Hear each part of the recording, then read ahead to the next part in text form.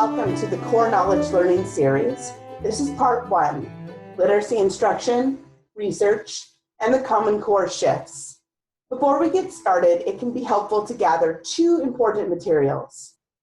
The first is the handout zip file you'll need to download. We'll refer to these handouts throughout this series. Secondly, it can be helpful to have a notebook or a place to take notes so that as we move through this series, you can jot down notes and also take time to do some quick reflections along the way. And we'll start right here. Please press pause and quick write in your notebook to the following question. What, if anything, do you already know about the core knowledge curriculum and the design principles that went into ensuring this curriculum's alignment to high quality literacy instruction and the Common Core standard shifts? When you're done reflecting, press play and we'll begin.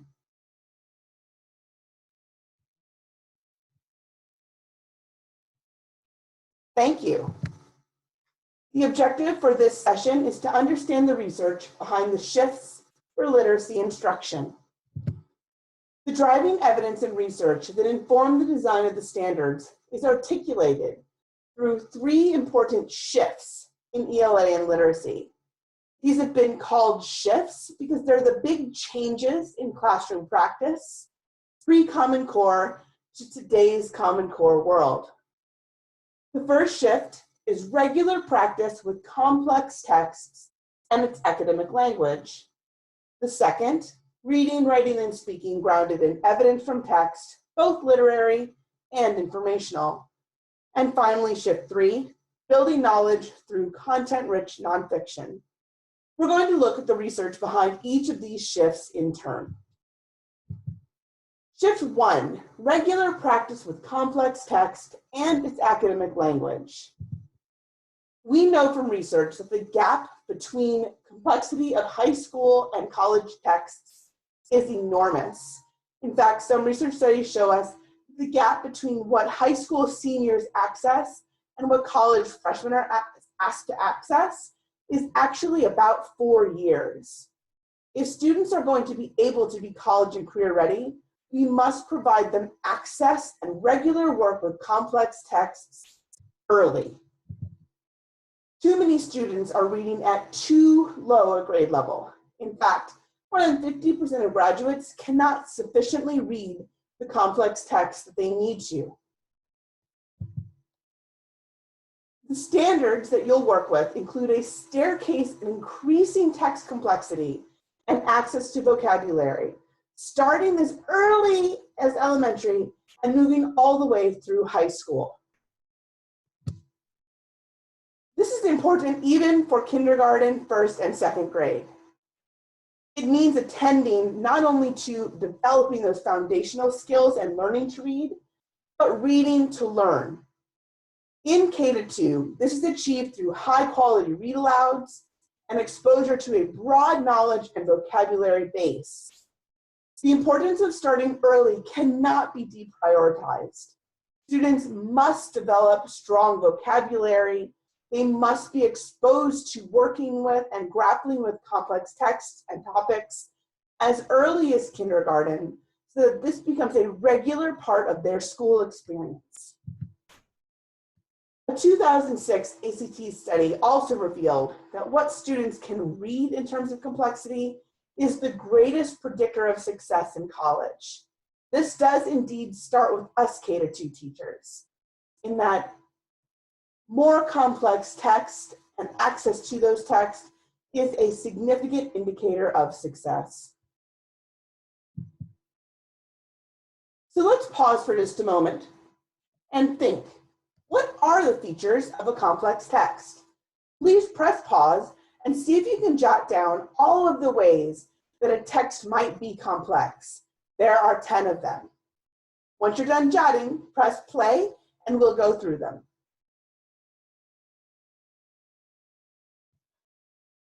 Thank you for taking the time to work on that. Here they are. You can see that these 10 features describe what can make a text difficult to access. Frequent transitions or multiple themes and purposes, the density of information, a lack of words, sentence, paragraphs to pull things together, or long, dense paragraphs. Really, you need text structure which is less narrative or mixes structure, which is why shifts emphasize informational text and access to that. There are two features of complex text, however, that become more difficult as children grow, which is why it is essential, K-2 teachers, that we attend to this early. Can you guess which two actually become more difficult as a student falls further behind? That's right, sentences and vocabulary. This emphasizes just how important it is that even in early grades, students get access to complexity, that they are building that syntactical knowledge and that academic language bank that will help them access any text, no matter how long the paragraph, no matter how dense the information, no matter how unfamiliar the topic. Let's look at shift 2, reading, writing, and speaking grounded in evidence from the text, both literary and informational. Most college and workplace writing requires evidence. In fact, historians, scientists, and other research-based work takes up to 80% of time just on reading and writing and working within evidence that is gathered. Evidence is also emphasized within the standards. Reading standard 1, writing standard 9, speaking and listening standards 2, 3, and 4 all focus on presenting, evaluating, gathering, analyzing evidence from a text. And being able to locate and deploy evidence is just what a good reader does. In K-2, this means that evidence is a focus of the standards as early as kindergarten. In fact, if you take a look at the reading standards, both for informational text and literature, they reference evidence and use of a text as early as kindergarten. This attention to students holding evidence, talking through what they have learned, is a hallmark of these standards. In order to meet the rigors of complexity described in shift 1, evidence-based thinking has to become a habit early on. This habit cannot start in 5th grade, 7th grade, or 9th grade. This habit of talking about what was gleaned from reading a text begins here in K-2. So let's pause for a moment, and I'll see if you can fix these non-text dependent questions. 1, a theme in this text was fear. Write about a time you were afraid. Question 2, this text says that men are created equally. Why is equality an important value? Please jot in your notebook and see if you can make these questions more dependent on evidence from a text.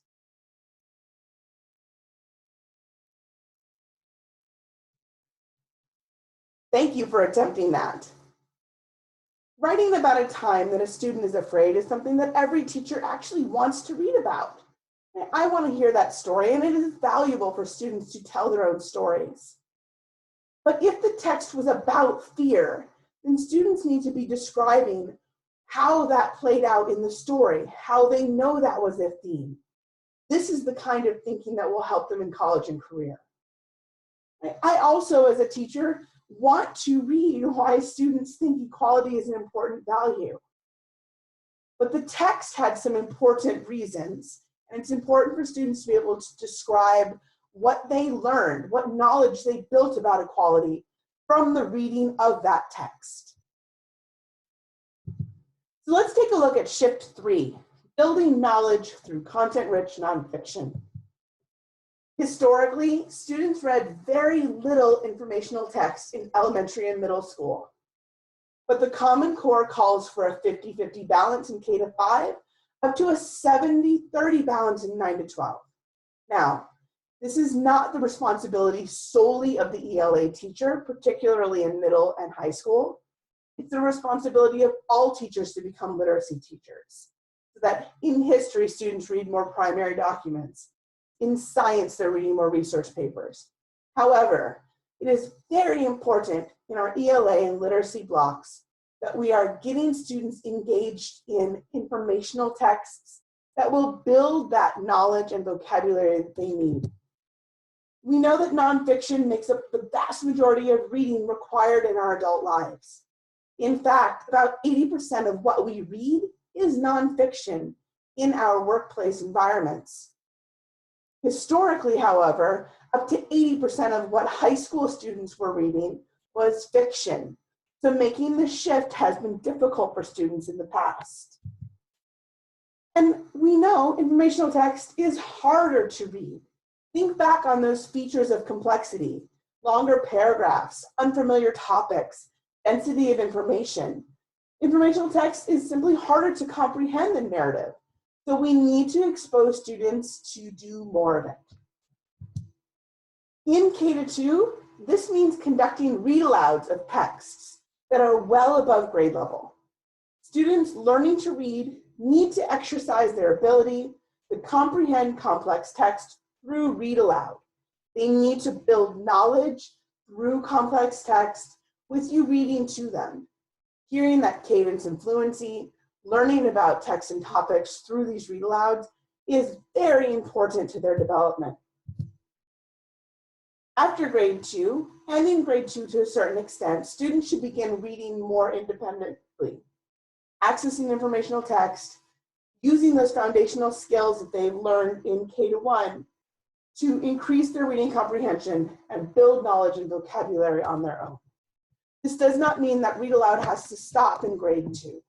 Read aloud is a powerful tool to help students access complex text and engage them in meaningful topics. To highlight Shift 3 briefly, I'm providing you with the Matthew effect. Based in the following quote, "To all those who have, more will be given, and they will be given in abundance. But from those who have nothing, even what they have will be taken away." Now, this quote comes from the Bible, but it's actually used to describe a very powerful research study done by Stanovich. We see through research that struggling readers tend to read much less than their on or above grade level peers. And unfortunately, with the best of intentions, teachers tend to give struggling readers less. This unfortunately increases the gap in their knowledge and vocabulary. As we try to support them with their reading, giving them easier texts, we actually increase their gap in knowledge and their ability to work with complexity and access informational text. Meanwhile, on or above grade level peers are reading a much higher volume of text and a much higher complexity of text. This year by year is what we call the achievement gap. It's up to us teachers, even in K-2, to begin the work of complexity, to have students using evidence in their thinking, and to ensure that all students get access to informational text they can build knowledge and vocabulary throughout the grades. So for discussion, we'd like you to reflect on the following questions and submit your responses to the discussion board. First, what does research tell us that we might need to attend to in our literacy instruction? Secondly, what do the shifts mean for us as K-2 teachers? What will we need to attend to? And third, what questions do you have at this point? Please make sure to submit your questions, and I'll see you back here for part 2. Thank you.